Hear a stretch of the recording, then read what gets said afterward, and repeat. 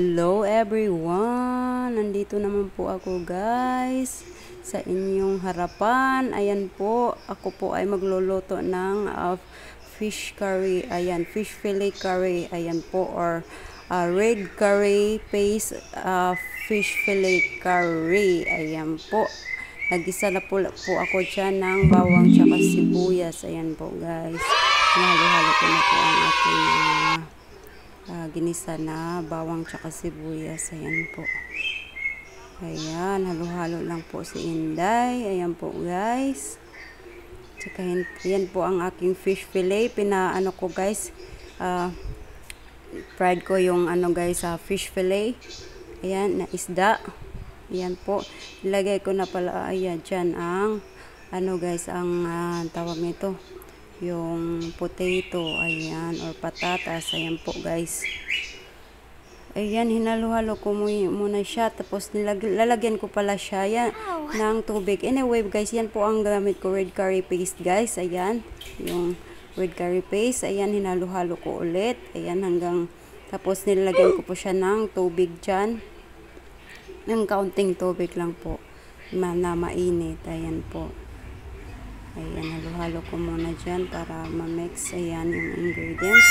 Ayan po guys, nilagyan ko pala siya ng, ayan po, na ilagyan ko na po siya ng tubig na tsaka konting 1 teaspoon na red curry paste. Ayan po, yan guys, yan. Ayan po, hinalo-halo ko po ulit hanggang lumambot po ang ating mga sangkap. Ay, yung sangkap natin, ayan, yung potato, ayan. Ayan po, nilagyan ko po siya ng spring onions or sibuyas. Ayan po guys. Nilagay ko na pala dyan yung fish fillet na isda guys. Ayan, na piniprito ko. Ayan.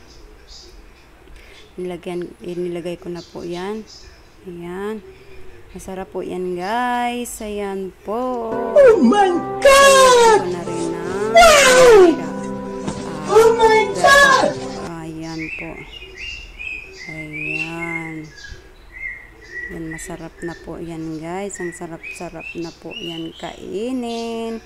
Mapa-only rice na naman po tayo nito. Ayan po ang aming tanghalian for today. Ayan, di ba? Ang sarap tingnan. Tsaka maanghang talaga po yung sauce. Hindi naman masyado sobrang anghang, pero maanghang na masarap, di ba? Yan po, masarap po talaga yan kasi ayan, first time ko din nagluto ng guys, fish fillet red curry. Ayan, dati kasi ang ginagamit ko hindi fish fillet, shrimp po, or minsan chicken. Yun ang palagi kong ginagamit. Yan lang ako fish fillet na curry. Ayan po, masarap po siya, tinitikpan ko pa talaga. Inilagyan ko pala siya ng black pepper, ayan, para sumasarap. Ayan po.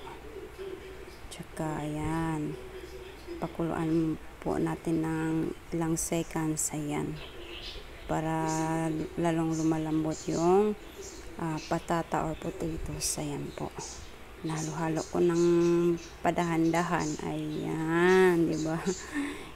Ayan, halo-halo ng padahan. Ayan, nilagyan ko pala siya ng leaves ng spring onion. Yeah, you got that yummy, that yummy, that yummy, yummy. Ayan.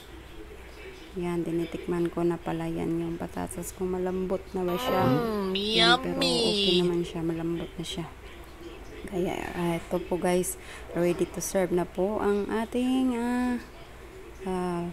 fish fillet red curry. Ayan, lagay ko na pala dyan ang sibuyas. Ayan po, red.